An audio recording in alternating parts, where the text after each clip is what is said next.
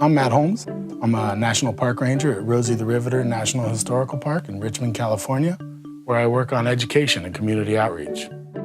Hometown Richmond is a collaborative between Straight Talk on Prison, the Academic Intervention Group, and the National Park Service, who's trying to teach youth stewardship to inner city kids.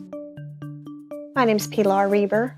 I am a farmer at Sunnyside Organic Seedlings. This summer, Sunnyside partnered with several community organizations to employ youth in the summer. We were able to bring, 15 or so kids in, and they were able to earn a summer wage. What was great about the Hometown Richmond projects at Sunnyside Organics is that we were able to focus on the students that we were working with. We really set upon a couple of things, which is basic pre-employment training, how to show up on time, how to be responsive in the workplace, and how to communicate.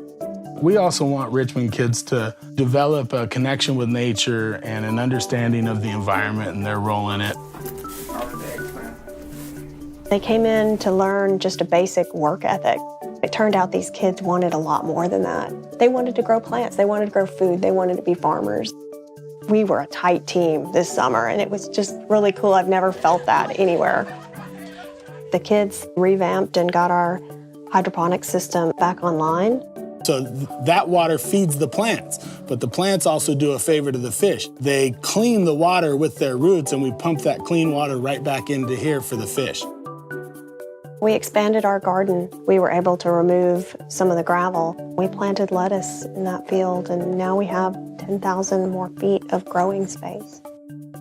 We're transplanting them, and to make it easier, you make little impressions from your finger into holes, and you just keep the shoulders up, not so covered by the dirt that's in there already. Because it's easier for the lettuce to grow that way. We had an idea that we were going to do lunch or some sort, but we didn't realize how important that was to everybody. A couple of people in the program were just really interested in cooking.